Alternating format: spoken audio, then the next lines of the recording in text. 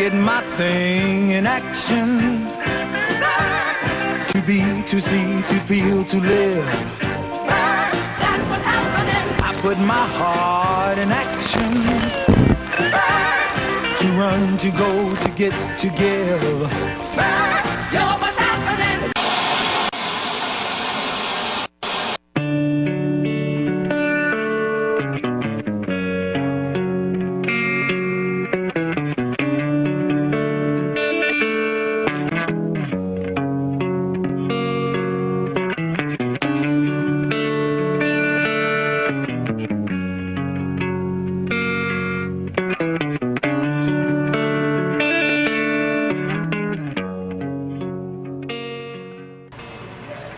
Good day, ladies and gentlemen. This is Megan Kargher with the COTO Report, and it was my happy privilege to travel to Los Angeles to visit with Mr. Jordan Maxwell.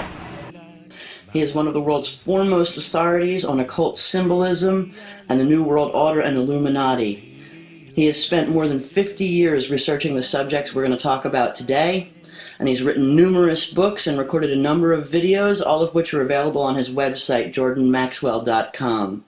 His books and videos include The Book Your Church Does Not Want You to Read, The Basic Slideshow Presentation, Dawn of a New Day, Priesthood of the Illus, and many others. Without further ado, I bring you Jordan Maxwell. Thank you for having me here today. Thank you for inviting me. I think I'd really just like to sort of jump right into it and to talk to you a bit about the history of symbolism and a bit about the symbols that we sort of see every day right there in your face, and people are not recognizing what they mean or why they're there. Yeah, that's a very big problem. We've been so propagandized and trained in schools. We've been trained in our homes and in schools to jump when the bell rings. You know, that's all school is to teach you how to jump when the bell rings. You know, you're in one class, the bell rings, that means you get up and go to another class, you do this and you do that, and then the bell rings.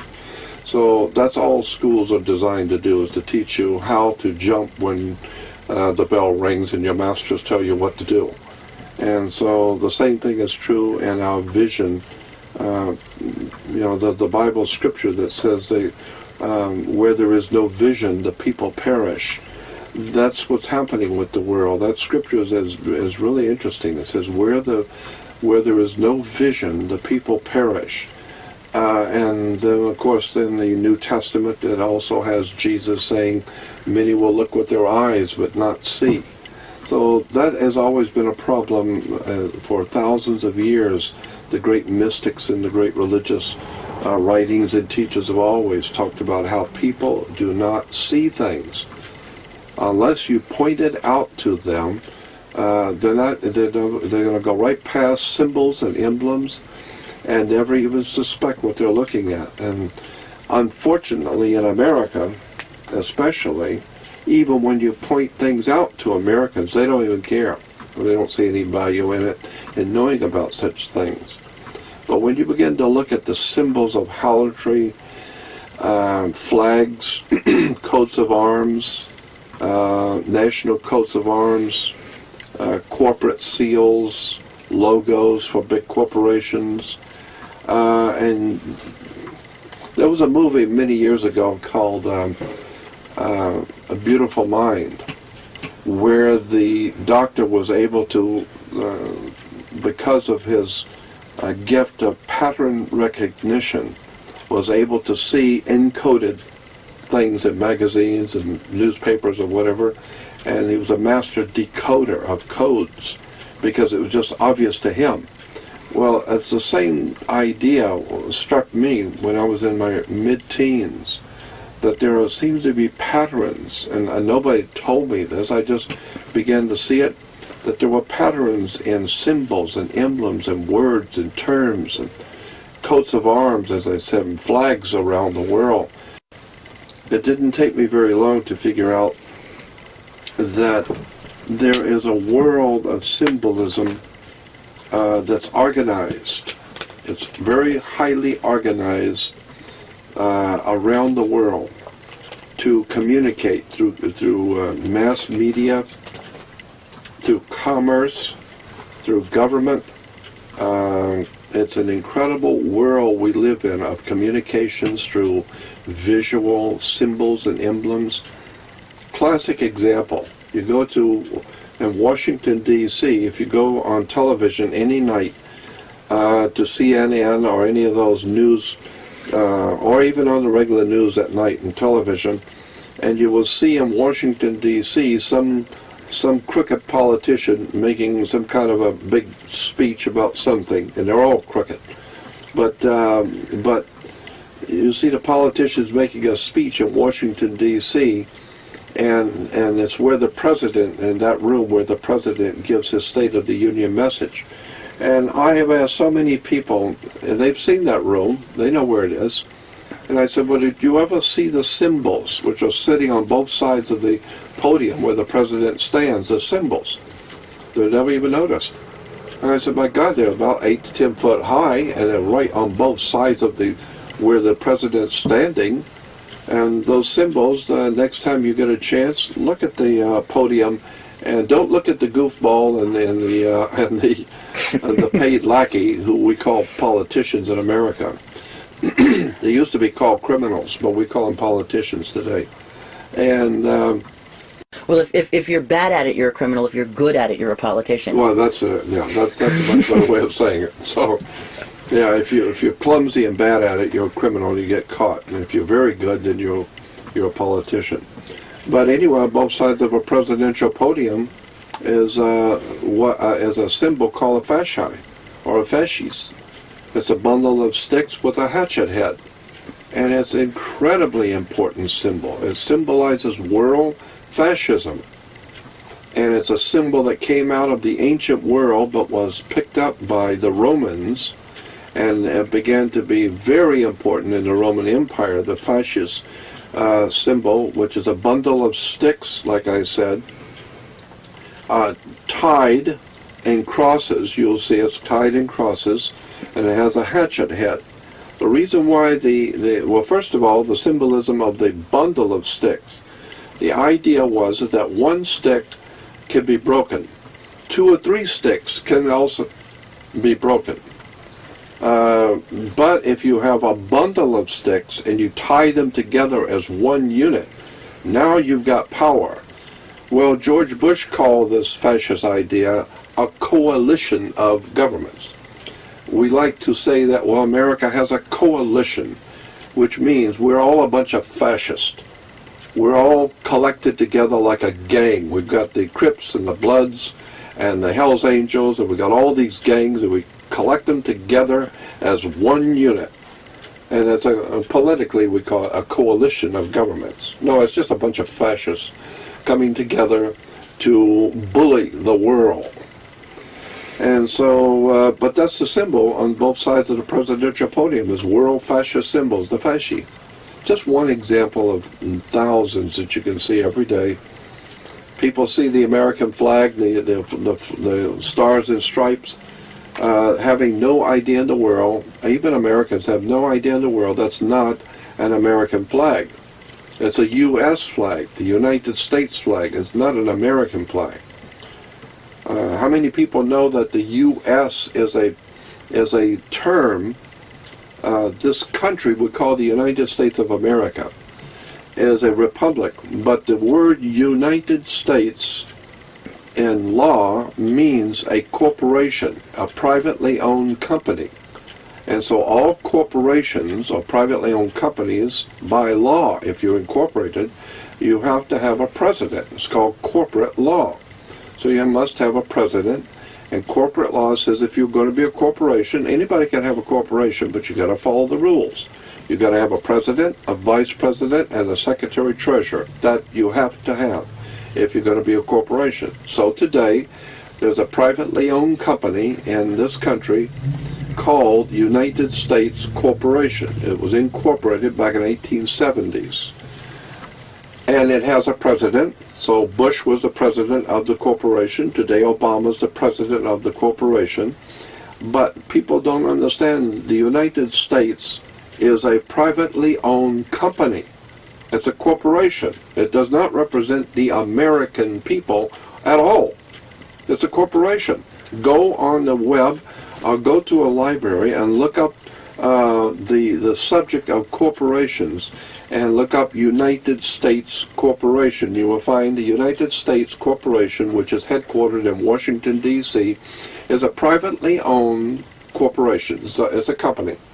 And as any other corporation, like I said, they got president, vice president, secretary, treasurer, but it has nothing to do with America as a republic. It's a privately owned company. Americans just go about their daily business, surrendering their sovereignty, surrendering their free will, surrendering their children, surrendering everything they have to a damn privately owned corporation, a company. So it's I don't know, the world is strange. But as I said in the beginning, the American flag is not an American flag, it's a U.S. flag. It's a flag that was designed for the corporation. And the stripes and the stars and stripes are totally different on an American flag than what they are on a U.S. flag.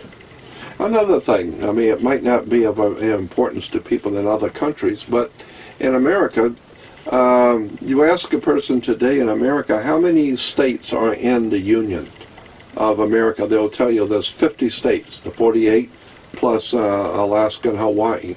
So it makes 50 states. Actually, in point of fact, any good corporate attorney would tell you, no, there's 100 states in the corporation, not 50, because there are 2 states within California. Within every state, there are 2 states. There's a state of California, and then there's a California state. Cal State is a very familiar term to Californians. We have Cal State universities, Cal State utilities, Cal State police. We have California State. California State, and of course we in New York you have California, New York State.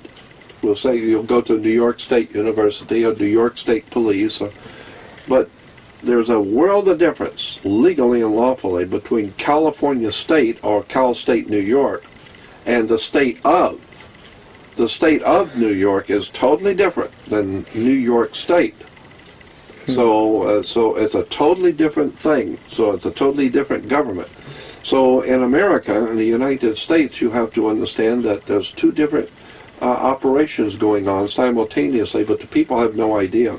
All they know is California. No, there's California State, which is the state itself, and then there's the state of California, which is a federal corporation operating within the state called California. So anytime you see state of Virginia, the state of Alabama, which is different from Alabama State, the state of means it's a federal corporation called United States Privately Owned Federal Corporation, which is operating within the state of Alabama. So there's the Alabama State, which is the state itself, and then there's the state of Alabama, which is the corporation in Washington, D.C., operating within that state.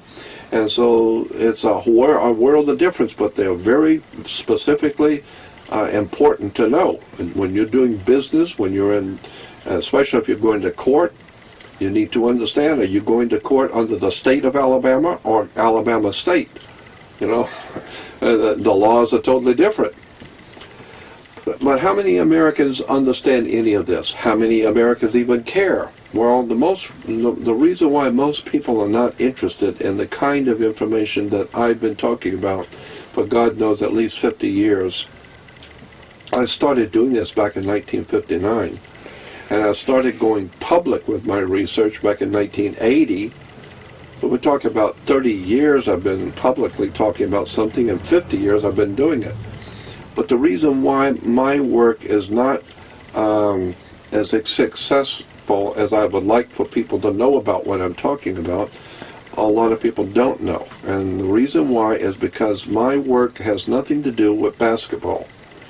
Nothing to do with football or the silly, nonsensical, little childish games that they give us adults to play. You know, so Americans are famous for being infantile. We love to go out and have hamburgers and hot dogs and watch a ball game.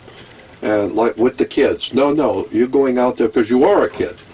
You are the kid, and you want to be entertained. So we go watch a ball game. Now, when I was a kid, when families would come over to visit my family, after dinner, the men would always end up in the front room with the cigars and wine and talking men talk, and the women would be out in the kitchen or wherever and talking among themselves. So the children were always told, go out and play, go play ball. I was smart enough even at 7, 8, 9, 10 years old to figure that they want you to go out and play ball. Why? Because they're adults and they want to talk about something adult that they don't want you hearing. And my first reaction was, and I always had problems with this, I would tell my dad, I don't want to go out and play ball. I want to hear what you're talking about. I want to hear what the men, I'm a man, I want to hear what the men are talking about. And it's not for you. This is not, it's on, and my dad would always say, it's on a need-to-know basis. You don't need to know. Go out and play ball. So that's today what our politicians tell us. This is on a need-to-know basis what we're doing. You don't need to know. You go out and play ball. So the way my dad would handle it is that we all, the kids all that were there loved my uncle, my dad's brother. He was great with the kids. So my dad and my uncle would get up and go out and play ball with us. So now, once my uncle and my dad are going out to play ball with, now the kids want to go out and play with the adult. Now it's fun. And about 5 minutes after we're into the game, of course my dad would get tired. He has to go in, and my uncle would. A few minutes later, he had to go in. But the kids are now playing ball, and they're occupied now. And so that took care of that, to get the kids to go out and play ball. Well, the same thing is happening in America. This is why at all ball games, always, football and basketball and, I don't care, tennis ball and soccer.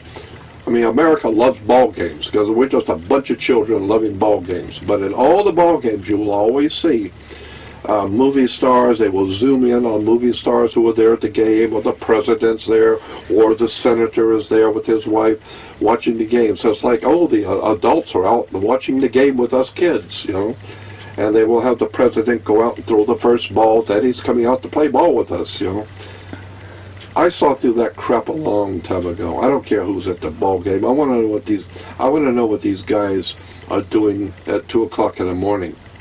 I want to know what they're doing at 3 o'clock in the morning in their secret meetings, planning the demise of my country and planning the destruction of human freedom. I want to know who these criminals are. I'm not interested to see them at a ball game. I'm not impressed with their ball games. I'm not impressed with them. I'm trying to be a more realistic adult human being, and I don't like being played for a fool. And that's all America's doing, is playing everybody for a fool. It's about time we wake up and find out this ball game is over. That the whole world is coming to the place where they're beginning to awaken to the fact that we've been had. All of us on the earth. It's not just Americans. We're the first ones to go because we were the most ignorant of all. All around the world, people were ill-informed, but America is big-time stupid. We don't want to know. We're just having fun. Well, those party days are over. I think all the Americans are beginning to suspect there might possibly be something wrong in America. I was just saying the other day, in Iceland and in Greece, they realize they're on the front lines right now. Yeah. America has no concept that they are on the front line too. America's even worse than all of them, because when this country goes, this is the Roman Empire right now. We are the modern-day Roman Empire. We are Rome. We are the great Egyptian empire of the pharaohs. The Mississippi, according to the secret societies, the Mississippi is referred to as the Nile. Mm-hmm. Well, that's down true. the Nile, you have all the cities on the Nile. Memphis, exactly. I was going to say. And Cairo, all these cities named after Egyptian cities on the Mississippi. Why? It's because America is perceived by the founding fathers as the great restoration or the reborn empire of the Egyptian empire to dominate the globe. And then, of course, once the Roman Catholic Church moved in on us, They saw what was going on, that there's all this bunch of bull about freedom and liberty and justice for all. The Vatican said, no, thank you.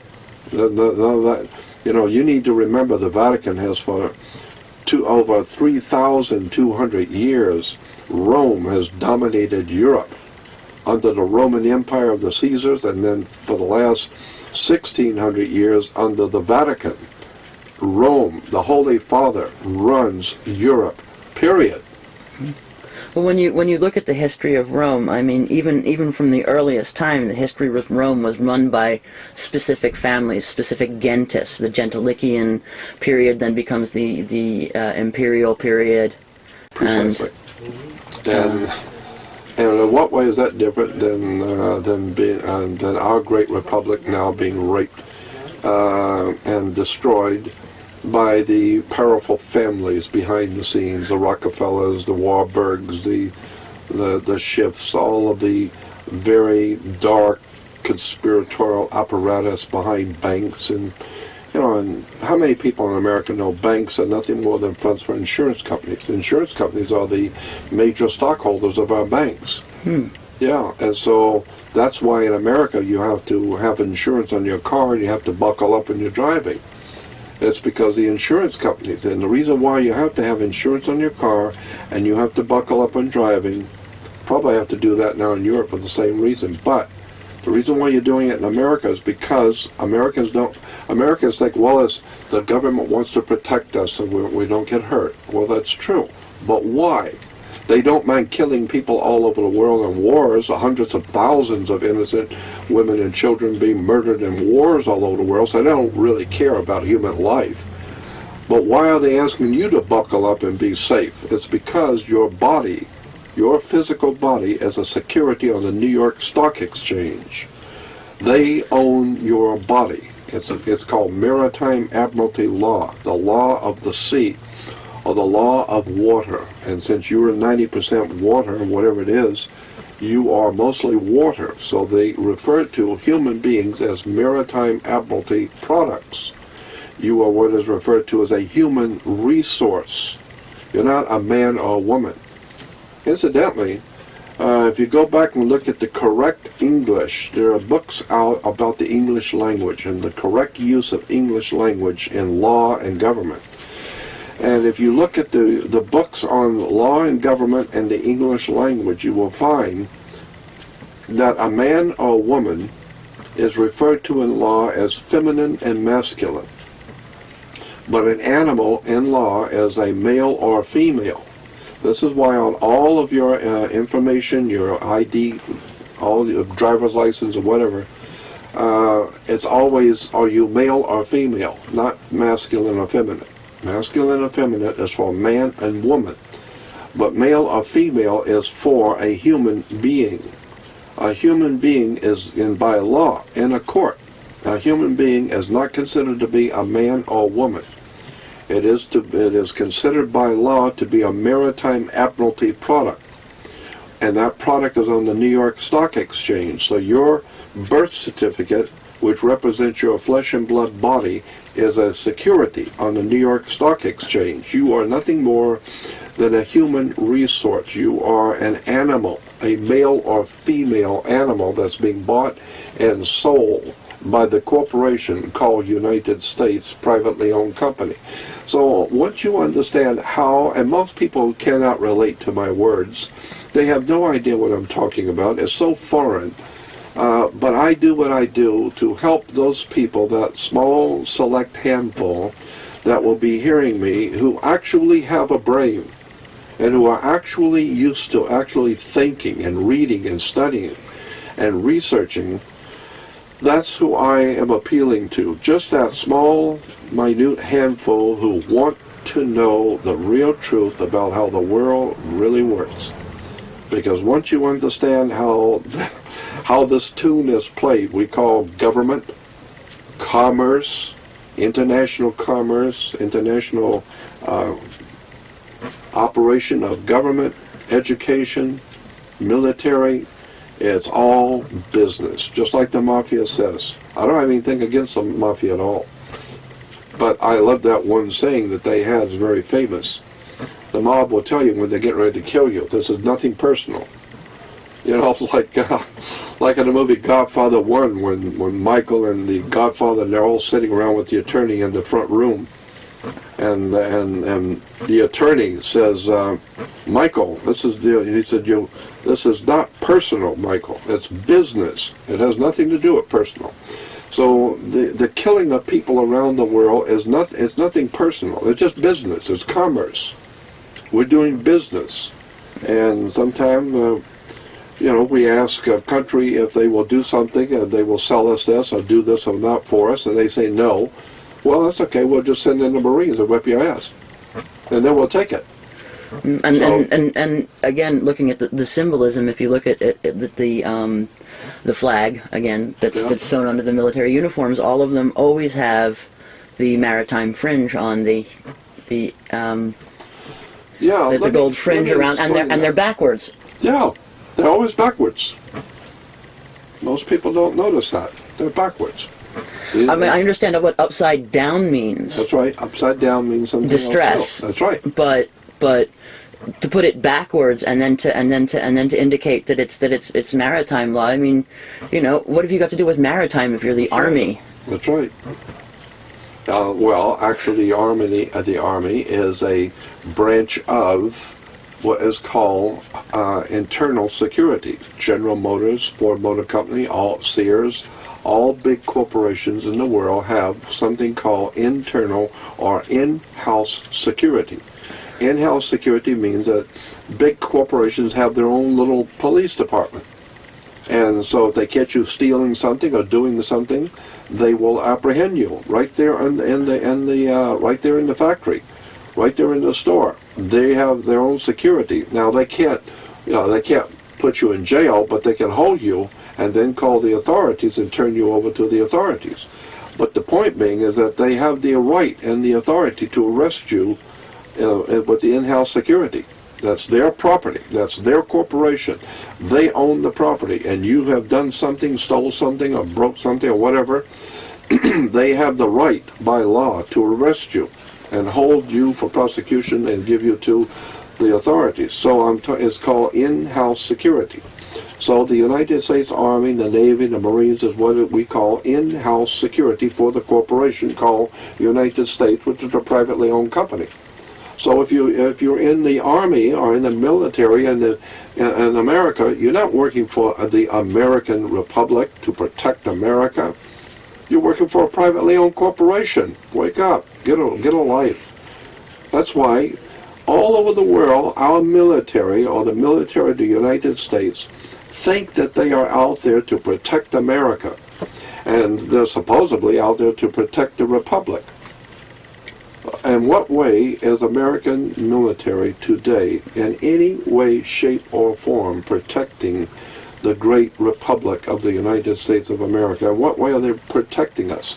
They're out all over the world doing whatever it is they're doing in all the countries of the earth, and the few that are here are now on the streets with guns to make sure we are in compliance to the masters of our country, to the communist or Nazi SS Gestapo masters who own America. Our people are now being herded around like animals by the military, who are nothing more than in-house security for a private corporation. I think the whole world situation is just incredible. I don't have any words for it. The only reason I'm telling you all of this is because I'm 70 years old and I'm not going to be here much longer. And I just feel it's an idea whose time has come to tell the people what's really going on. You've been had. The whole world's been had, because there is no freedom, liberty, or justice anywhere. In America, it's a favorite saying in America, the judges will tell you there is no justice, there's just us. And so I don't have any faith in America, and anybody who really believes in American freedom and liberty and justice has not experienced America. They must be out in the boonies of Mississippi to believe that, because anybody who has more than 500 brain cells going in the same direction and can read and understand what's going on must know that we are now a totalitarian fascist dictatorship, and we go from one side to the other. in America, you have the Democrats and Republicans. You cannot have a third party. I don't care how big you are. I don't care how much money you got. You cannot have a third party. You must either be a Republican or Democrat. There's a reason for that. Because you only have two eyes. You can't have three. You only have two arms, two legs. You don't have four legs. You only have two.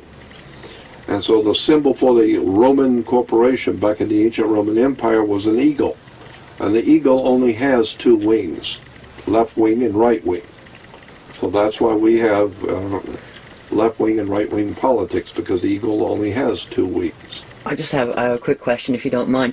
What's the difference in terms of, you see a lot of eagle symbolism everywhere, yeah. and my question is, you see the single-headed eagle, and then you see the double-headed eagle. What is the difference between those two symbols, or are they similar? One has two, one has one. Other than that. Oh, other than that. The eagle, first of all, the eagle in ancient history, and all the ancient cultures of the world, the eagle has always been important. I think that's fascinating too. All the ancient cultures of the world always use the eagle. The eagle, in every case, always, no matter how ancient the culture was, the eagle always represented the sun. The sun was the giver of life. It was the one that brought warmth to the earth. It brought light to the earth. It was the energy that brought life to the earth with its energy. It was the dominant power in our little world that we live on the earth, is the sun. Without the sun, we're dead. And so the sun always represented the bright, brilliant power of life. And so therefore all of the Nazi, communist, fascist, bloodletting murderers who saw themselves as world dictators always used the sun. They were the great enlightened ones who brought power to the world and energy to the world and all that stuff. So the eagle originally represented the sun, which is very interesting because most of the secret societies behind world government are based on the worship of the sun. Like Christianity, that was nothing more. Christianity was nothing more than a cult, a very successful cult, but a cult nonetheless. The Christian church today is a very, and all Christians, I'm talking about Catholic and Protestant, all forms of Christianity that calls itself Christian are, in point of fact, a cult. But they're very successful. They got a lot of money and they're a very big cult. Well, I mean, so is, you could say the Mafia, La Cosa Nostra, in Sicily is a cult. It's a private association. Criminal, but it's a private cult. And you have to join it. Well, no less criminal than the Vatican, certainly. Well, and of course, the Vatican is the grandmother of all cults. So the Vatican is a lot more than you think it is. There's a whole story about that. But so the eagle represented the sun. The sun represents power on the earth and enlightenment. That's why all the enlightened, intellectual, brilliant people use the sun as a symbol for their enlightenment. But the double-headed eagle actually goes back into ancient history, had nothing to do with Rome at all. I think it was Etruscan, and from I seem to remember that it was also used in the Middle Eastern countries like Iraq and Iran thousands of years ago. That's a very interesting subject. I've done some research on that many years ago, and I don't even recall exactly, but that's something for you to look up. The double-headed eagle, which of course is used in Freemasonry and the Masonic orders, but it's also used in many other fraternal orders around the world, and government seals. The Germans, it's used as the symbol for the Vitesse football team in Arnhem, which the Germans call Arnheim. And when you look at it, you know, I think that if the Nazis were using it quite as much, and they're still in Germany using it today, even post-Nazi era, that it probably in some way would tie back to the Teutonic Knights as well. Absolutely, you can bet on that. Yep.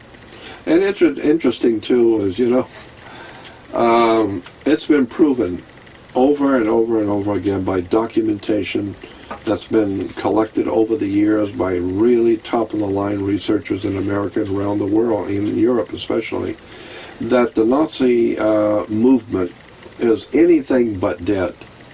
and that all the big German corporations like Mercedes and Volkswagen and IKEA and all those big corporations, they're all secretly financing Nazi activity in Central America, South America, Brazil, Argentina. Argentina is getting a lot of money from these big corporations like Volkswagen and IKEA and Mercedes. And I've always been amused at how the Jews talk about the dirty, rotten Nazis, and yet all the Jews that I know in LA are driving Mercedes and and Porsches. What they don't know is that at a given time, all the doors will lock and the heaters will all go on. That's right, exactly. And nothing new under the sun. It's the same old stuff. People buy into those things that they don't understand. But it's a fact that the big German corporations today, like I said, IKEA, and those are just the ones that come to my mind. The big ones, corporations like Porsche, are, in point of fact, still financing the Nazi movement in America. Money is coming from those big corporations to secret societies, secret Masonic orders in German orders in Central South America, Mexico, and here in America. We know that for a fact.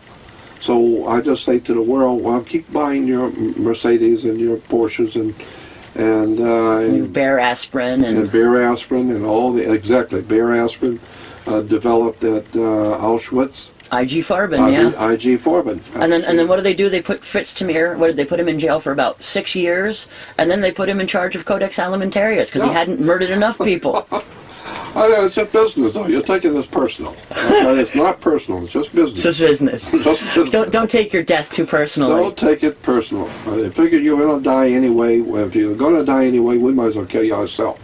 So. And make a profit while doing it. Well, of course. We're talking business here. We're talking commerce. And the people, I'm amazed how many people supposedly living in an enlightened country have no knowledge of any of this. None. They don't have any knowledge about what's going on. They don't know about IG Farben.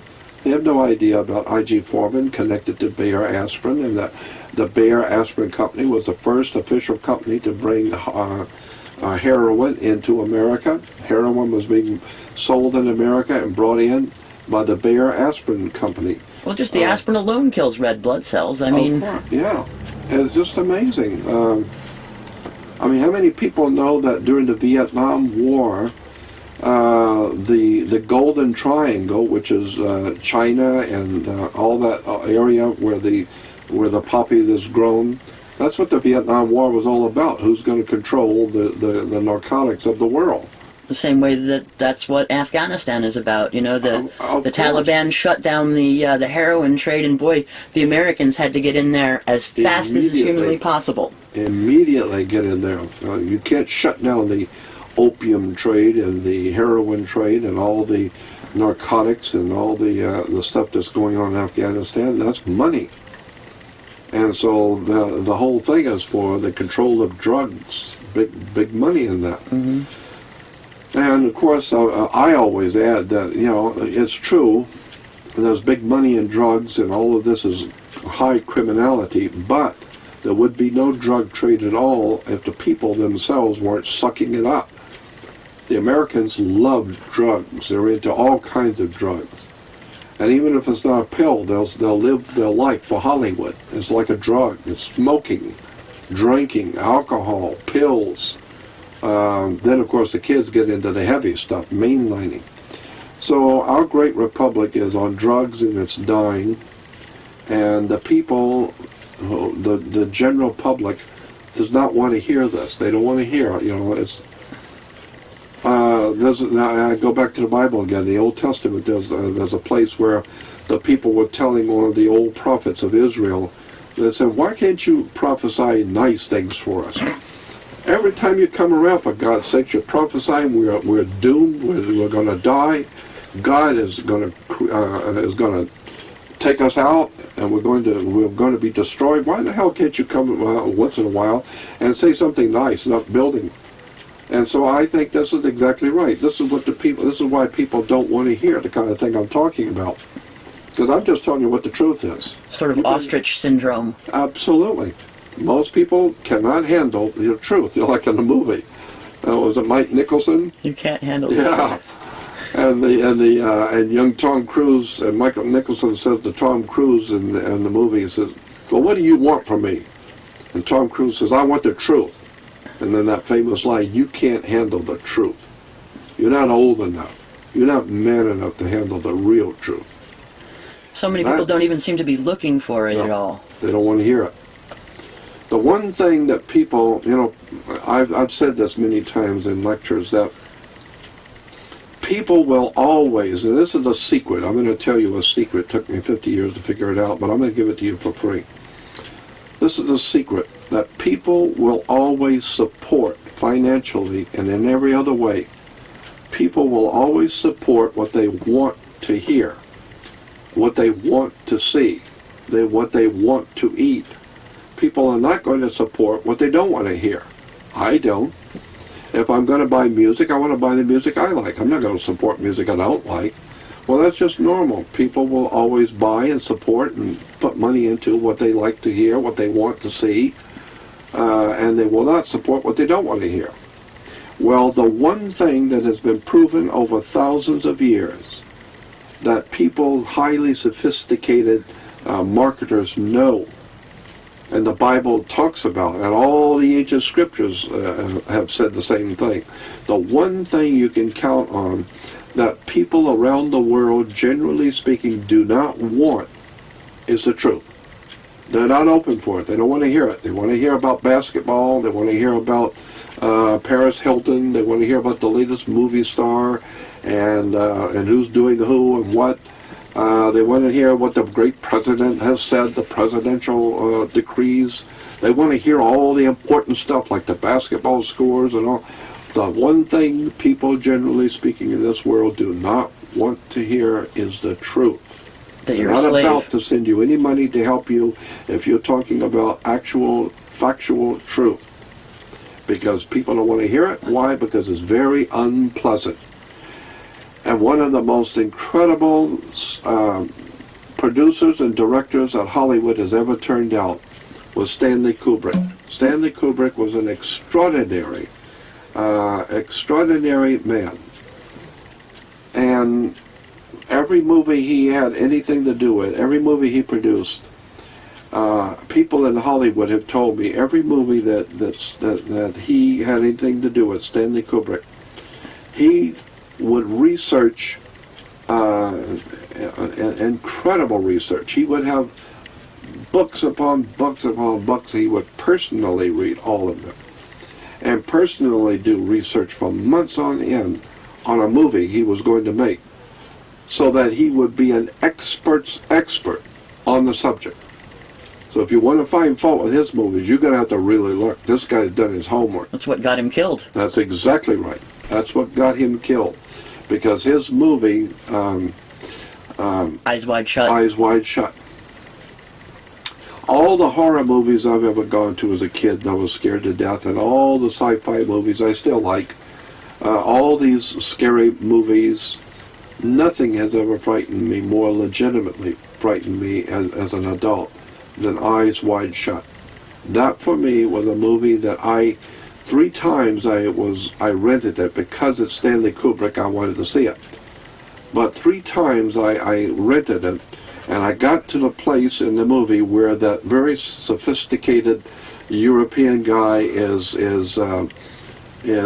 dancing with Tom Cruise's wife, or the girl, and he's a highly sophisticated guy, and he's playing this young girl. And when I saw that, I turned it off, because I know where this is going. I already know. This guy is not looking for sex and with a young girl. No, this guy is devious. This is human sacrifice kind of stuff. This guy is really bad. And I knew it. I could just tell by the music and tell by the look on this guy's face. I don't want to see this. This is dark stuff. This is demonic depravity. And as it turns out, the 4th time, got the movie again, and I decided, no matter how bad it is, I want to see this movie because Stanley Kubrick is sensational, and I want to see what he's done. Now I know why it's called Eyes Wide Shut, because that movie shows you something about real life, how these people in power really live. And they don't mind having to kill a prostitute as part of the ritual. They couldn't care less. They rape and plunder, and then after they're through with you, then they will kill you. And then they take off the mask the next day, and they're your top attorneys, your politicians, your doctors, and all of the cream of society. But at night, they belong to secret societies, put on masks, rape, and if necessary, child porn, and kill, and sacrifice. I can take you to a place right now up on Coldwater Canyon. Coldwater Canyon and Mulholland Drive. Back in the wood area. I've been there twice. Not doing any rituals, but I've been taken there by people who were a part of this ritual and took me up there to see it one time. And there is actually an altar of sorts built up, or some kind of an altar with all the bricks are all laid out and then leveled out, and you can see blood on the altar, and there was human sacrifice there. And I've been told also that they have human sacrifice by people who are involved in it. I've been told that they have human sacrifice over in Glendale in a place called Eagle Rock. So even today, in modern day California, we have human sacrifice, child sacrifice. It's happening right now in LA. Well, they just caught, what was it, something like a dozen people with child pornography on their computers that held high positions in the Pentagon. So this stuff it's widespread through the Catholic Church, through the military, through the government. You look at on the earth. You look at the information from people like DeCamp. Yeah, absolutely. And it's just the first time you come across it, it's almost staggering. It almost beggars belief that there would be so many people with this little empathy for other human beings. And as you get into it, it's so in your face. And the church, all the symbols in the church are sexual, but Christians don't know that. I mean, they talk about the anointed one. Do you know what anointed means? Have you ever looked up the word and see where it came from? Usually, it was they would anoint these sort of lingam type stones with oil. Right. Precisely, anointing. Look up the word. So when you hear that, well, Jesus was the anointed, and so was anointed, and even today, you will hear Christians talking about their ministers, well, he's one of the anointed. Anointed was a sexual act, where in the ancient world, males before sex would lubricate their sexual parts with oil. So they would smear oil on their penis, and so it was a anointing. And this is what it was to lubricate the male before sex. So that's what the word anointing meant, and it still means that today, anointing. And then when you look at the word church, where does the word church come from? As church sounds so holy. Like I said, there's nothing holy on the earth. Well, doesn't that come from the Celtic kirk? Yeah, of course. Exactly, and the church in English comes from the Celtic word kirk, K-I-R-K, or K-E-R-K, kirk. That's why there's an old Christian hymn called Kirk of the Valley. Kirk is a Celtic word, church is the English word. But what's really interesting is that when you trace kirk back to its origin, the etymology of kirk goes back to a goddess in the ancient world. Her name was Circe, or Circe. Okay. And she was called Mother Circe, or Mother Circe, in the ancient Greek legends. And Circe becomes Circe, and Circe becomes Kirk, and Kirk becomes church. But what's important about this is that go back and look at Greek mythology and Mother Circe. She was able to hypnotize people, bring them into her home, close the doors behind them, and take their minds away. so that they no longer knew where they were or who they were. She would take their minds away magically. And it goes on to say in mythology that she would then eat them. She would eat they would turn them into pigs and animals, and then and would live off of them. That was Mother Circe, Mother Circe, Mother Kirk, Mother Church. And so today, that's exactly what's happening. Mother Church is magically bringing people in with all their entertainment and dancing and singing, and all the strong men breaking timbers with their hands and busting ice with their heads, and all that silly antics to get the young people and people to go to church. And so she brings people into the church. Then she shuts the door behind them, and symbolically takes their brain away, so they don't read, they don't think, they don't question, they don't know, they don't understand, and they don't need to. And takes their brain and takes all their sovereignty away from them. And now they close the door behind them, so they can't get out. You can't get out once you go to church. You've got to be there. And so now you have no knowledge, you have no sovereignty, you have no brains, you have no knowledge, you have nothing. You don't know from nothing. You just go to church. And then she feeds off of them. Well, that's exactly right. I mean, the people in the churches are giving hundreds of millions a day to churches all over the world, while the priests are sitting there behind the scenes with their boyfriends, smoking their cigars. And that's why priests wear long robes. The long robes of a priest represented the planet Saturn. Robes were a woman's dress, and so men are wearing a woman's dress because it has to do with the male inside the female. The outside is the female and inside is the male. And when you go into any church, you will always see the arch of the doors and the arch of windows. The arch is the female. Yeah. And so you're going into her, the mother.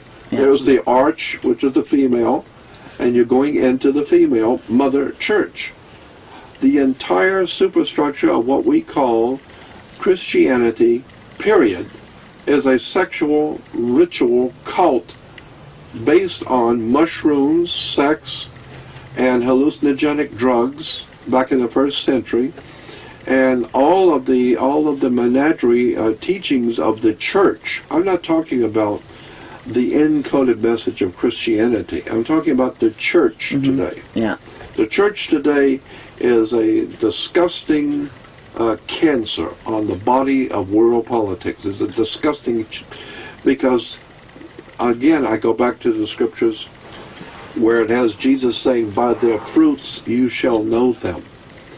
Look at the fruitage of what the Catholic Church and the Protestant churches around the world, look at the fruitage of their presence. What have they given to the world? They have given to the world Adolf Hitler, Nazism. They've given to the world, now, don't make no mistake about it, Hitler was Catholic, and all of the high officials in the Nazi Party were all professing Catholicism. They had to, because they were Germans, and Germany was Catholic. And there was a large Protestant congregation, a large Protestant also in Germany. Well, the Protestants jumped in, supported the Nazis too. So the Catholic, Protestant, Christian establishment, world establishment, is nothing more than a very sorry, dirty establishment on the earth. And it's filled with sexual innuendos, drugs, drug trafficking, not just modern day criminality. I'm talking about the very foundations of the Vatican. Go all the way back and begin to see the symbols and emblems that the old popes wore hundreds and hundreds of years ago. What the Christian symbolism of 700 years ago, what those symbols were. Most people have no idea in the world that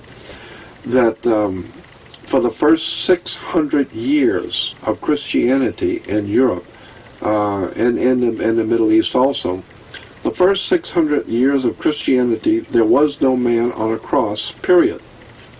The man on a cross, dying on a cross, came in about 600 years after Christianity had been formed, because for the first 600 years, Christianity's symbol was a lamb carrying a flag, or a lamb or a sheep being led to the slaughter. That was the symbol for Christianity, as the lamb.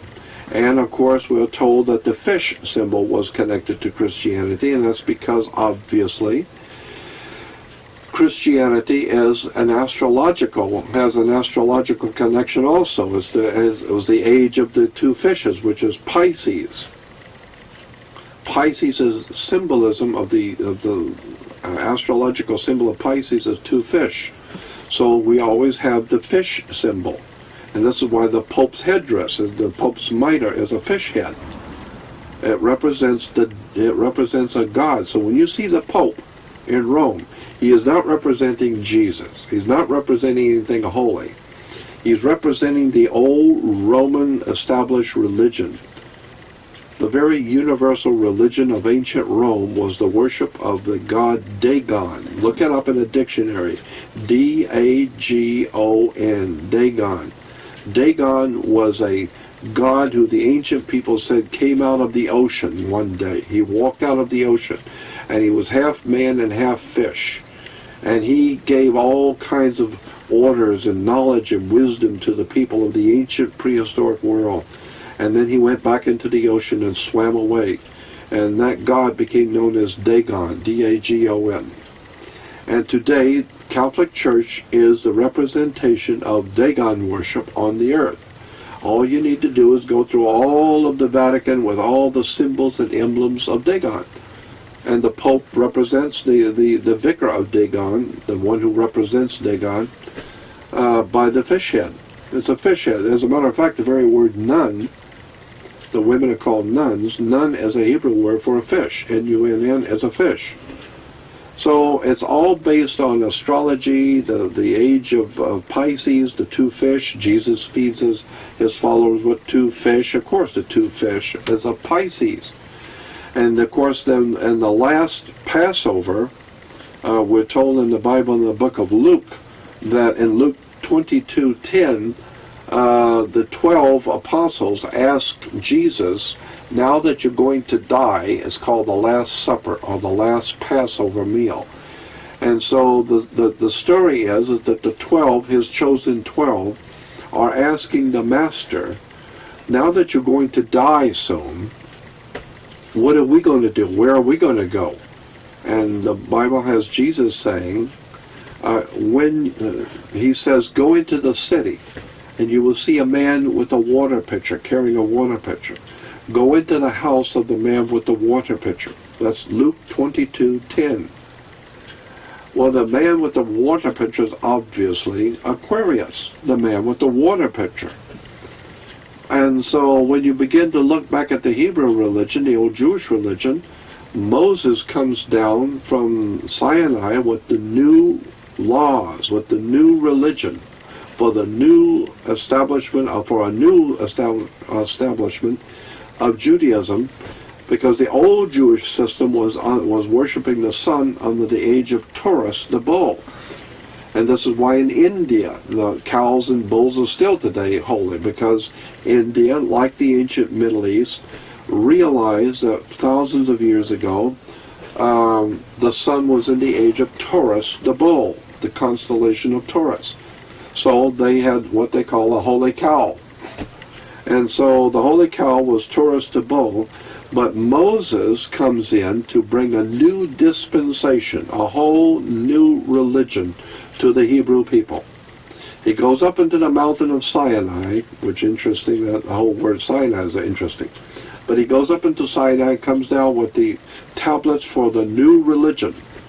And the new religion is for the new dispensation, for the next 2,125-year dispensation of the astrological sign, which is next to Taurus. The next one is Aries, the ram. So he comes down from the mountain and says, now we got a new religion for you. The new religion is going to be the worship of the sun in the age of Aries, the ram. So I want you to blow the shofar, or the ram's horn. And they said, no, that's all that New Age crap. We're not into all that New Age stuff. We've always, my great-grandfather worshipped God with the golden calf, the Taurus, the bull, the sun in the age of Taurus, the golden calf. And so the ancient Hebrews were told in the Bible, told Moses, no, we're going to stick with what we've always done. 2,000 years we've always worshipped the Lord in the age of Taurus the bull with the golden calf.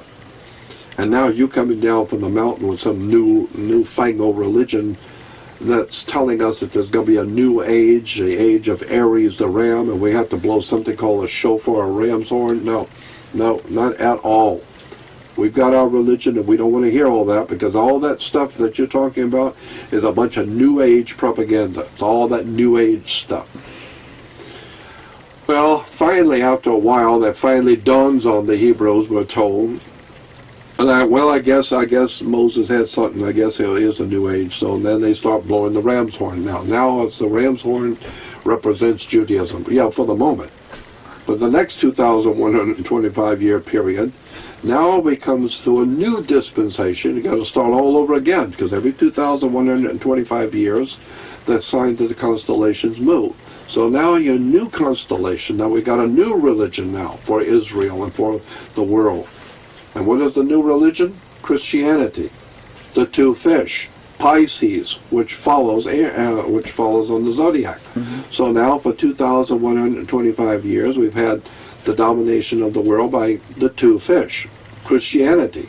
And the Jews will say, we don't want anything to do with that. That's all that other religion. No, it's just a continuation of the same idea. And you people didn't like it when Moses came down to bring you Aries, and you didn't like it before when it was Taurus the bull. It's, the more we change, the more we stay the same.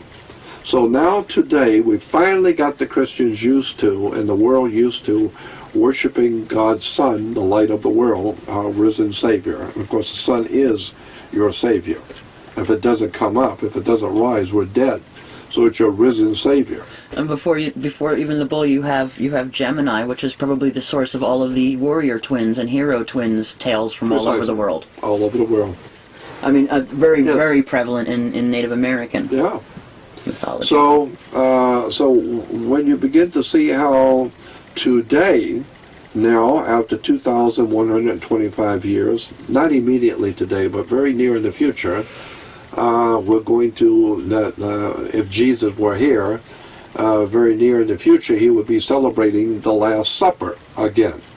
The last Passover meal in the age of Pisces, the two fish. Well, what's going to come after? Well, he told you, go to the Bible and look in the Bible book of Luke 22:10, and he told you a long time ago, go into the house and find the man with the water pitcher, and go into the house of the man with the water pitcher. So what it's saying is it's telling Christians all over the world, get ready, because the age of Pisces, the two fish, that I fed people with two fishes, that's over. It's a new religion coming in now. It's going to be called the age of Aquarius. And the symbols, all this, you're going to have to pull down the cross and the man on the cross and all that stuff, pull it all down and put it in a warehouse somewhere, a government warehouse, because you're going to have to start coming up with a new symbol for all churches around the world. And Judaism has got to come up with a whole new series of symbols coming in the next couple hundred years. I won't see it, but you can bet it's going to be here in the next couple hundred years. You will begin to see in all churches, and if there are any churches, there most likely will be astrological temples, because they're not going to be able to call it a church. And the synagogues will also have the same symbol. All the symbols, all the churches and synagogues will begin to have a symbol of a man with a water pitcher, because it's the new age of Aquarius. And of course today Christians will badmouth you for being all those new age, crazy new age stuff, and all that new age crap about the age of Aquarius. Well, supposedly in the Old Testament, that's what the Jews were saying, that's what the Hebrews were saying about Moses. He's coming down to bring the new age of Aries, to blow the ram's horn, and they're still worshiping Taurus, the golden calf. And so, like I said, the more we change as humans, the more we stay the same. We're still just as ignorant as we've ever been. We're even more stupid, I think, than the people who come before us. Okay, just to backtrack, just a hair. We were talking earlier about anointing.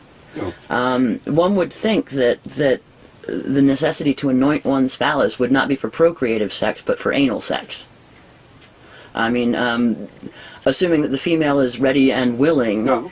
one would not necessarily need to anoint oneself with oil. That's true. And I think you probably have a point there. The implication is there, yeah. So that's one thing. The other thing is, you were talking about these solar cults and certainly terminology. Yeah. And when you look at the term Lucifer, I mean, even in numerous languages today, Lucifer is still a match. It's a fire. It's a light. Potentially. How does that connect into the sun? Christians talk about this evil devil. Devil is nothing more than a D in front of the word evil. Write evil and then put a D in front of it becomes devil. So it's just a word. D in front of the word evil is devil.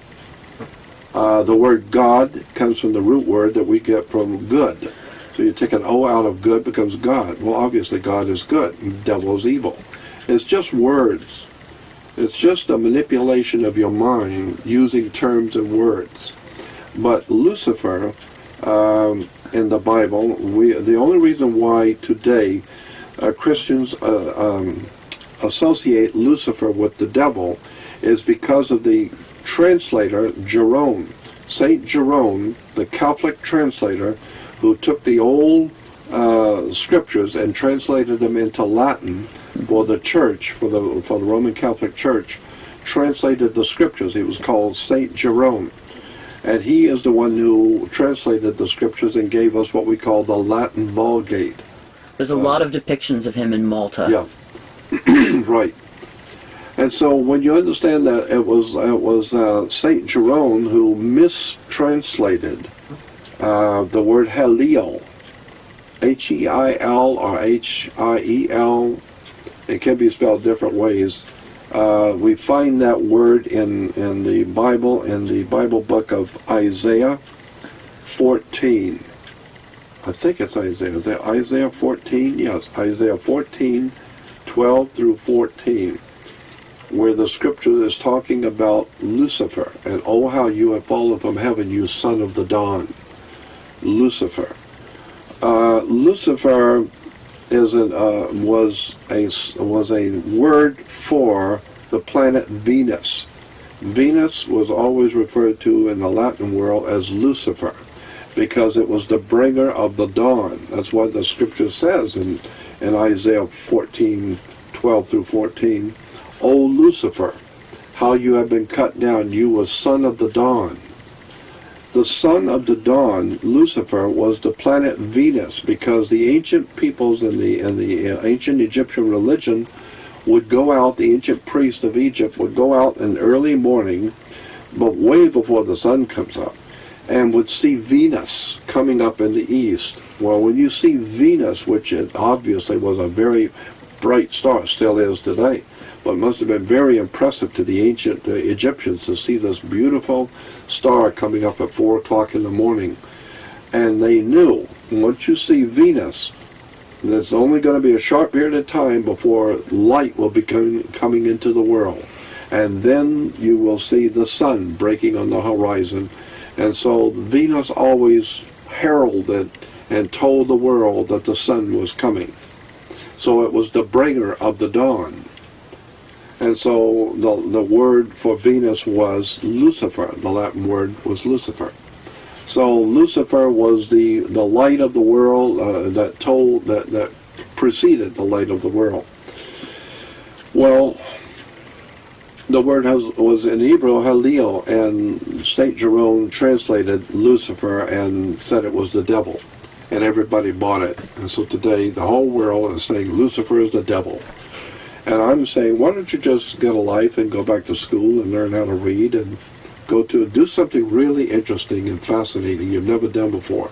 Go to a library and read an encyclopedia. That would be fun. Mm-hmm. And look up the word Lucifer and find out that you don't know what you're talking about. Lucifer was the planet Venus. Well, that's why, the Roman Catholic Church choose to print their doctrine in a dead language. Precisely. Always. They always produce everything they do in a dead language, and that's so that the poor working class people of the world, they can't read English, they can't read their own language, but just to make damn sure, they will put it in a dead language. Nobody's going to read it, except maybe the highly intelligent who can read Latin and that particular kind of Latin will begin to know what they're really doing. But there's only a handful of people. And even so, I mean, even in the Latin, there's so many translation mistakes from the Aramaic and from the Hebrew. I mean, it starts from, it starts from pretty much first line, God created the heavens and the earth. No, God separated the waters above from the waters below. Right. Completely different. Right. And I think that's a reference to what some might have called Tiamat, right? The saltwater planet. That's right. And I've seen a lot of material on that.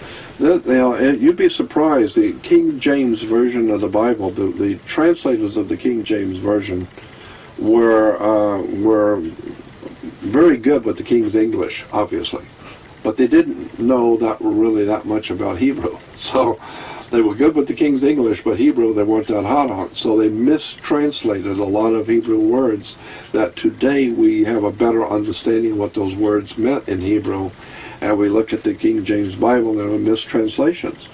But people, we don't care about the mistranslation. That's what we believe. Well, it's astonishing how many Jews are running around thinking it's a monotheistic religion. I know. It's incredible. It's not monotheistic. It's henotheistic. Yeah. And the rabbis... More than one God, you get to pick one. That's right. I mean, I got that from rabbis. They said, well, actually, in point of fact, if you want to get technical, which nobody does, but if you want to get technical, the Hebrew religion is like all the other religions, is not monotheistic. When you look at Judaism, Christianity, and these very, very successful religious movements, and look at the words and terms that they're using, and go to a library and get an encyclopedia, you begin to see where all of these things have come from, and it's just a play on words. And unfortunately, people love to give themselves over to things which are entertaining.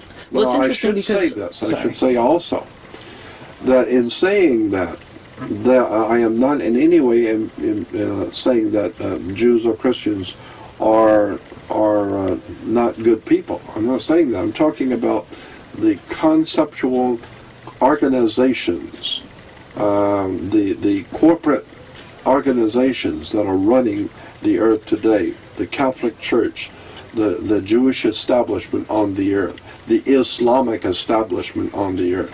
I'm not talking about the Arabic people, or the Jewish people, or the Christian people. And my mother and dad, who passed away, they raised me to be Catholic, and so I don't have anything against the religion of my mother and father. I don't have anything against the people of Judaism, Christianity, Islam. I'm just a realist who's spent all my life looking at books and reading and studying religion, theology, and mythology, and I realize that so much of our religions are just man-made corporate stories. But I need to add to that I have the highest of regard, and I have lived my whole life with the highest of honor and regard for spirituality. I am totally convinced that there is such a thing as God. I don't know what God is, but I know what it isn't. It's not on TV. And it has nothing, whatever God is, has nothing whatsoever to do with TBN or Jan Grouch or money-making goofballs who are dancing around the stage with their effeminate gay haircuts and their diamond rings and singing all the hymns and entertaining the masses. No, that's not Christianity, that's not spirituality, that's showbiz. And those people are as corrupt and evil. I have a friend who passed away just recently, a dear and a highly intelligent guy. He was a PhD. He had a PhD in the Dead Sea Scrolls, Dr. Alan Snow. Dr. Alan Snow will live down on Balboa Island in South Los Angeles, Orange County. Dr. Alan Snow had a PhD in the Dead Sea Scrolls, and the stuff he was telling me about the Dead Sea Scrolls will blow you over. This guy knew his subject, and he went all through for hours. I would spend with him and all of our friends sitting around listening to him at his home, explaining the Gnostic tradition, the Nag Hammadi manuscripts, the Nag Hammadi library, the Dead Sea Scrolls, the Qumran community, who they were, and all of that. And he would have all kinds of awards in his front room for speaking all over the world on Dead Sea Scrolls. But he was a dear and just a great friend. But he, with all of those credentials, he quit the church and went to work as a clerk in a liquor store. And that's what he was. He was behind the cash register at the liquor store. And I asked him, I said, what is going on here? He said, well, I found out the real truth about the Nag Hammadi manuscripts and the Dead Sea Scrolls, and started doing all the research into the occultism and the mysticism of religion and the church and Christianity and Judaism. I just threw up my hands and give up. Nothing is what they say it is. None of it. None of it is what they say it is. There was no ancient Israel. Ancient Israel never existed. There was no such a thing as ancient Israel. There was no such a thing as Jesus. None of the teachings of what we call the church or in Islam also. Islam, I have no doubt in my mind that there was never a man named Muhammad. I don't think a Muhammad ever lived. I think it's just a story. I think the Vatican came up with a great story for the Arabic people, and I think the Vatican and the Jesuits were highly intelligent, crafty people who came up with a story and sold it to the ancient Arabic peoples called Mohammedanism. I don't think Muhammad ever lived. I think it's provable. And I think the Vatican came up with the whole story for the Arabic people. What's the deal with the big black asteroid that they walk around? Yeah, I know. Yeah, that's a worship of a meteorite. It's incredible. And Mecca.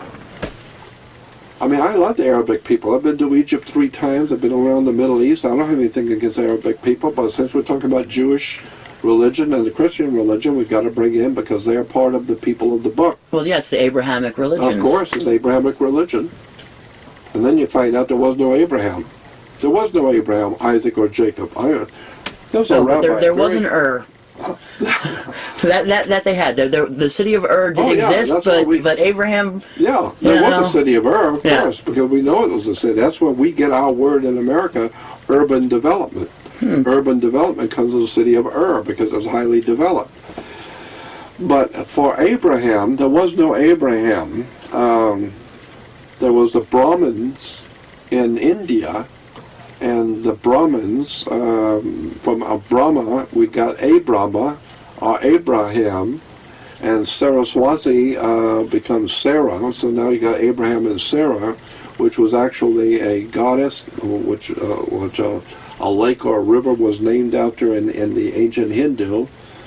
So Abraham and Isaac, well, as I was going to say, there's a very high-ranking rabbi in America. I don't want to use his name.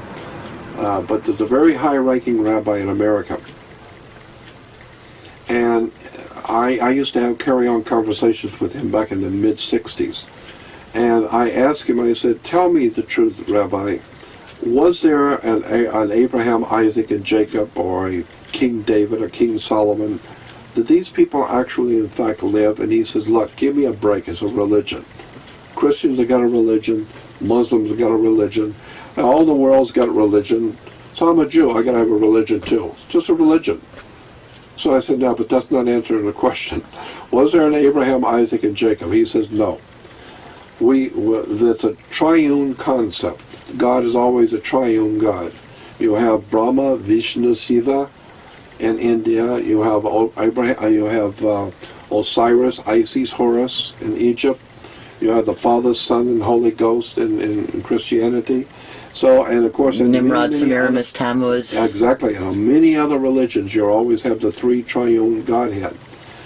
That's because of the triangle, the 3 names of God, the triangle, the pyramid. And he says, so our Abraham, Isaac, and Jacob was nothing more than Brahma, Vishnu, Shiva, Osiris, Isis, Horus, Father, Son, Holy Ghost. Well, we got to have a triune God too, but we can't have any of those pagan gods. So we came up with Abraham, Isaac, and Jacob.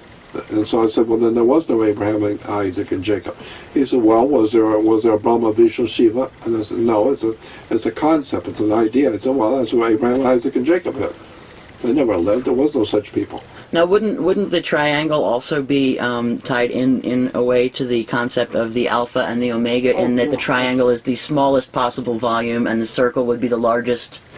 You're right, absolutely. Yeah, because there's a lot of science behind the alphabets and how we got those different alphabets. Yeah, that's interesting as well. The flame alphabet of Hebrew and the cuneiform, and then how that was. I mean, when you look at the Semitic languages, they all start with cuneiform.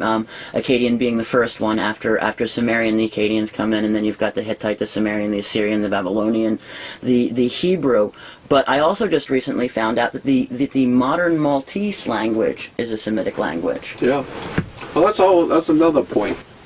One other point I'd like to make is that when we hear people talking about anti-Semitic, that's a misnomer.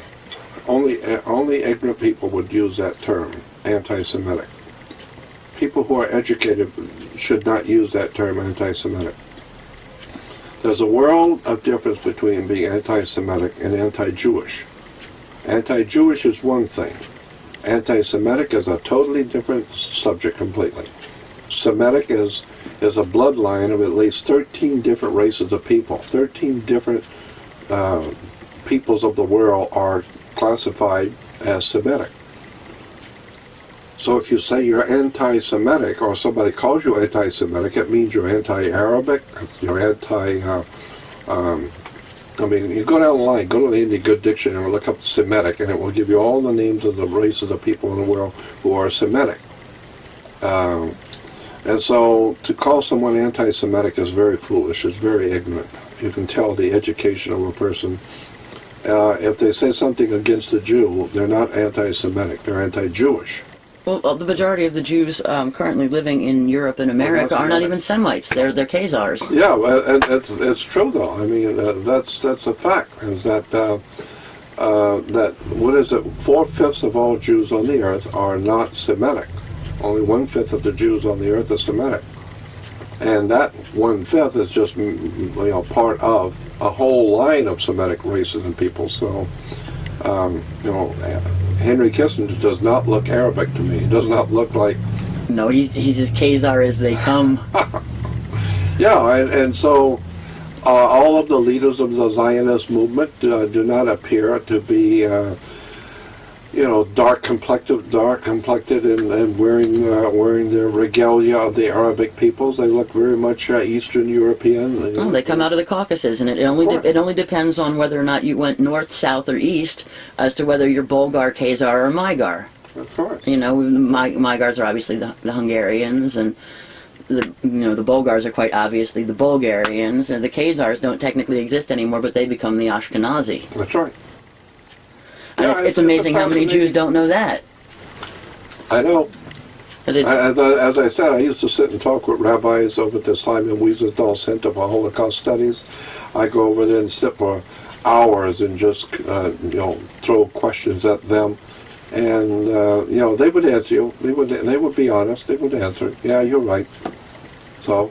But I mean, even within that system, there is more than one way to read the scriptures. You can read them mathematically. You can read them literally, which is how that's interpreted to the common man. But once you reach a certain age, first you have to be male, and then you have to be of a certain age, and then they're going to let you in on some of the other meanings, but only if you're a top student. Yeah, The more we change, the more we stay the same. That's what it's always been. Well, it was like I was saying to you the other day, that made me think of, why Tutmosis, and then I see the Moses above your head there, and it made me think, oh, well, maybe Tutmosis is related to Moses, to Moshe, to the priesthood, and maybe that's the reason that they're showing Tutmosis as that particular pharaoh in London. Yeah, and of course, if you go back to Mount Sinai, I mean, I've got a whole bunch of information on that on my video about Moses. Plug your videos. Huh? Oh, yeah. I got a lot of controversial videos. At best, they're controversial. Just go on my website, jordanmaxwell.com. Jordan, like the river, Jordan Maxwell, Maxwell, jordanmaxwell.com, and go to What's New. There's a button at the top that says What's New. And if you're going to go on my website, go all through it. There's all kinds of material there most people don't see because they don't go through my website. They go to the home page to see a picture and that's it. But my website's filled with all kinds of documentation of the kind of stuff I'm talking about, with pictures and diagrams showing you where religious symbols come from, what's really going on in the world behind the scenes.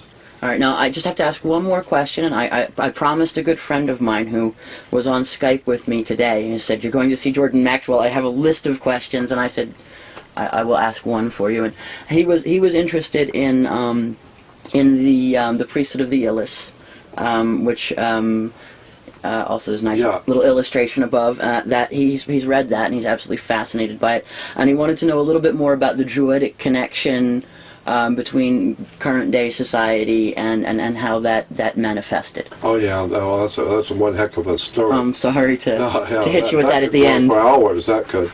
I would suggest to you, anyone interested in that whole Druidic story, and like I've said, the Druids were a very powerful priesthood in Europe, all over Europe, even before the Roman Empire existed, and they still are today, governing Europe. It's a Druidic system, the Druids.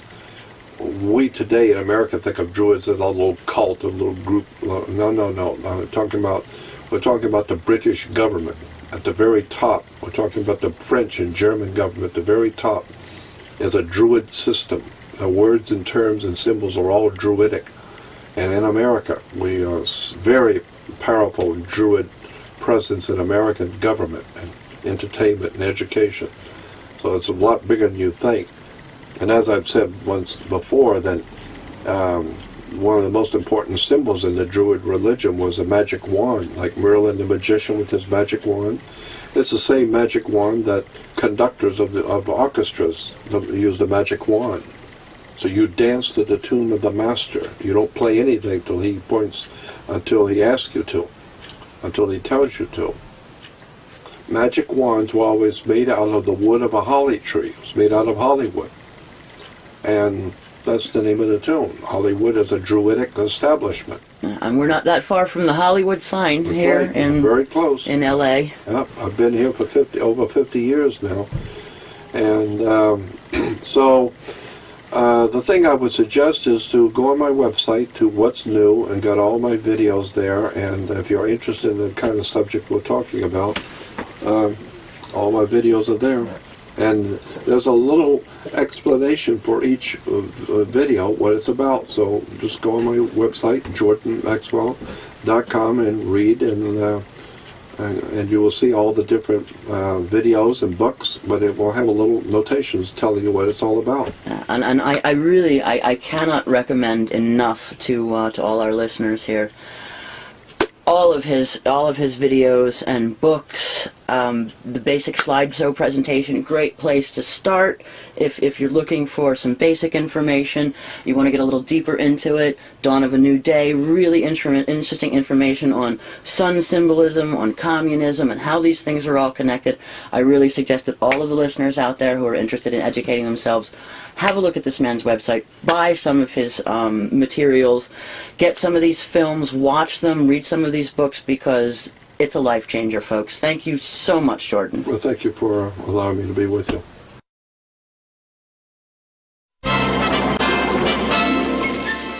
I get my thing in action.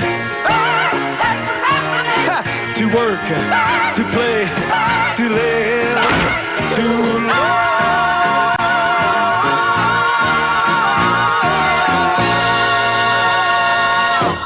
D.C. and it's where the president, in that room where the president gives his State of the Union message. And I have asked so many people, and they've seen that room, they know where it is, and I said, well, did you ever see the symbols which are sitting on both sides of the podium where the president stands, the symbols? They never even noticed. And I said, my God, they're about 8 to 10 foot high, and they're right on both sides of where the president's standing. And those symbols, next time you get a chance, look at the podium, and don't look at the goofball and the paid lackey, who we call politicians in America. They used to be called criminals, but we call them politicians today. And well, if you're bad at it, you're a criminal. If you're good at it, you're a politician. well, that's a much better way of saying it. So, yeah, if you're clumsy and bad at it, you're a criminal and you get caught. And if you're very good, then you're a politician. But anyway, on both sides of a presidential podium is a symbol called a fasci, or a fascis. It's a bundle of sticks with a hatchet head. And it's an incredibly important symbol. It symbolizes world fascism. And it's a symbol that came out of the ancient world but was picked up by the Romans, and it began to be very important in the Roman Empire, the fascist symbol, which is a bundle of sticks, like I said, tied in crosses. You'll see it's tied in crosses, and it has a hatchet head. The reason why well, first of all, the symbolism of the bundle of sticks. The idea was that one stick can be broken. 2 or 3 sticks can also be broken. But if you have a bundle of sticks and you tie them together as one unit, now you've got power. Well, George Bush called this fascist idea a coalition of governments. We like to say that, well, America has a coalition, which means we're all a bunch of fascists. We're all collected together like a gang. We've got the Crips and the Bloods and the Hells Angels, and we've got all these gangs, and we collect them together as one unit. And it's politically we call it a coalition of governments. No, it's just a bunch of fascists coming together to bully the world.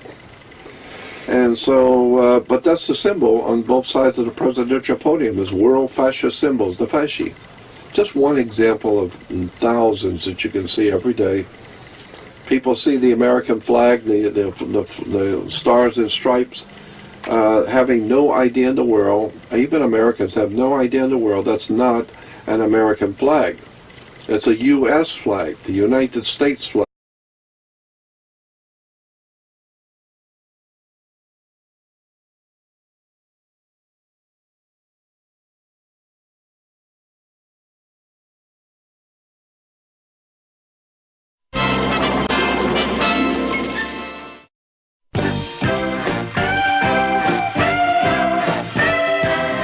Get my thing in action. To be, to see, to feel, to live. That's what's happening. I put my heart in action. To run, to go, to get, to give. You're what's happening.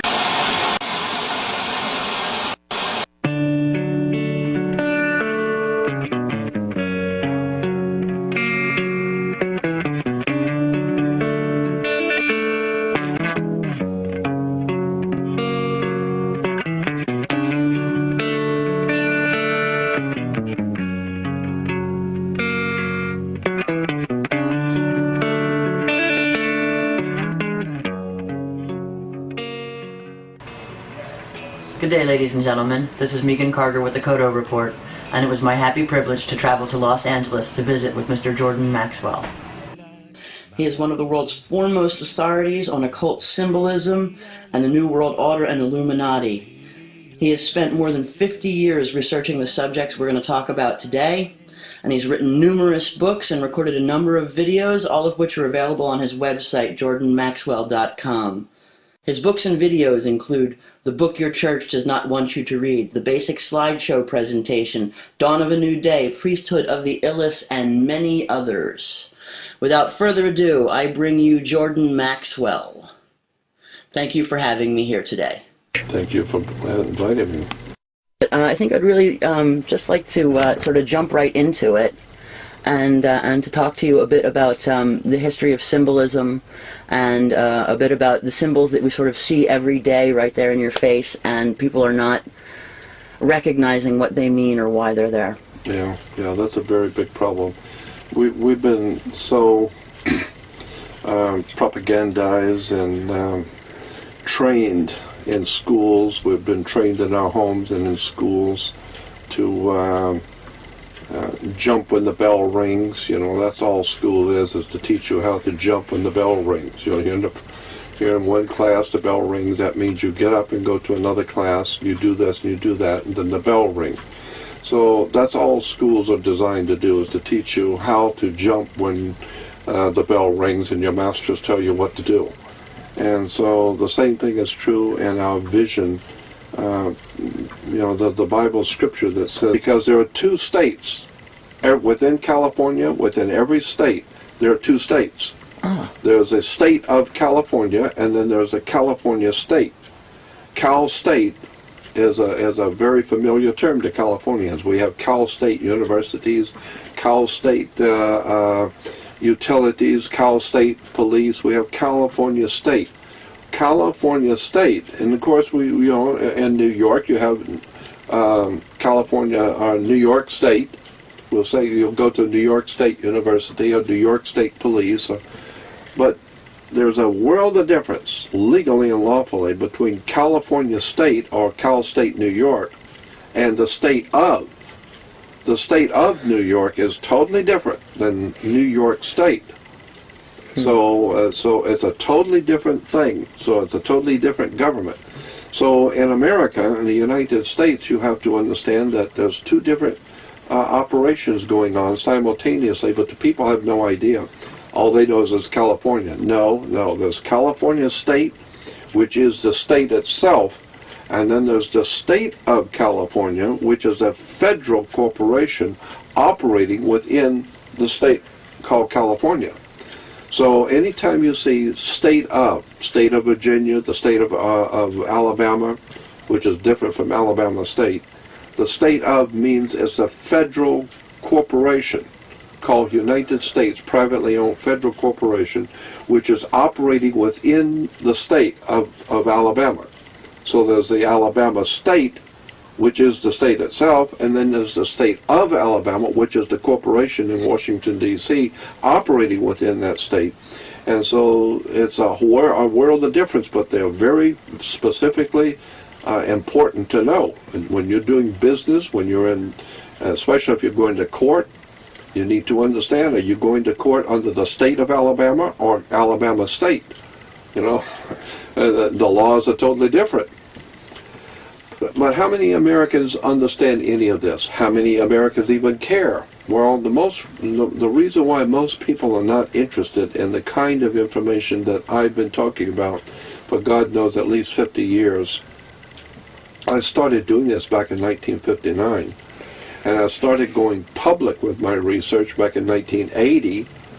So we're talking about 30 years I've been publicly talking about something, and 50 years I've been doing it.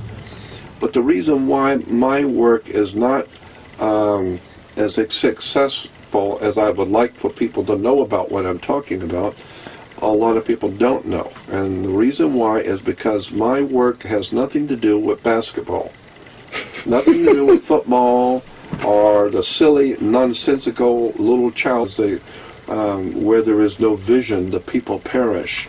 That's what's happening with the world. That scripture is really interesting. It says, where there is no vision, the people perish.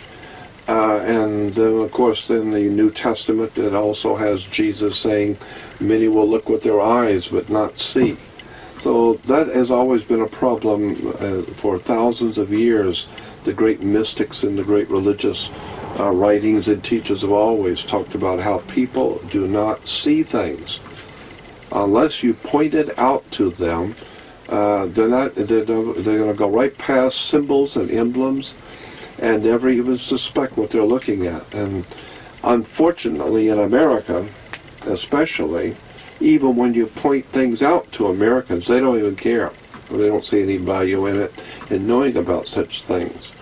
But when you begin to look at the symbols of harlotry, flags, coats of arms, national coats of arms, corporate seals, logos for big corporations, and There was a movie many years ago called A Beautiful Mind, where the doctor was able to, because of his gift of pattern recognition, was able to see encoded things in magazines and newspapers or whatever, and he was a master decoder of codes because it was just obvious to him.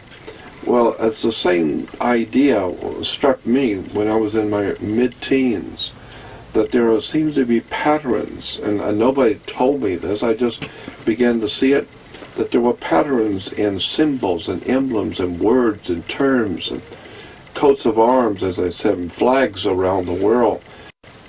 It didn't take me very long to figure out that there is a world of symbolism that's organized. It's very highly organized around the world to communicate through mass media, through commerce, through government. It's an incredible world we live in of communications through visual symbols and emblems.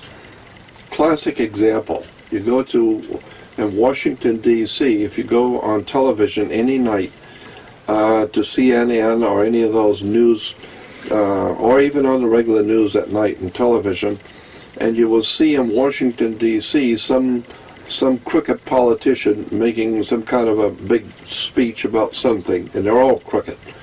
But you see the politicians making a speech in Washington, like it's not an American flag. How many people know that the U.S. is a term this country would call the United States of America, is a republic, but the word United States in law means a corporation, a privately owned company. And so all corporations or privately owned companies, by law, if you're incorporated, you have to have a president. It's called corporate law. So you must have a president, and corporate law says if you're going to be a corporation, anybody can have a corporation, but you got to follow the rules. You got to have a president, a vice president, and a secretary treasurer. That you have to have if you're going to be a corporation. So today, there's a privately owned company in this country called United States Corporation. It was incorporated back in the 1870s.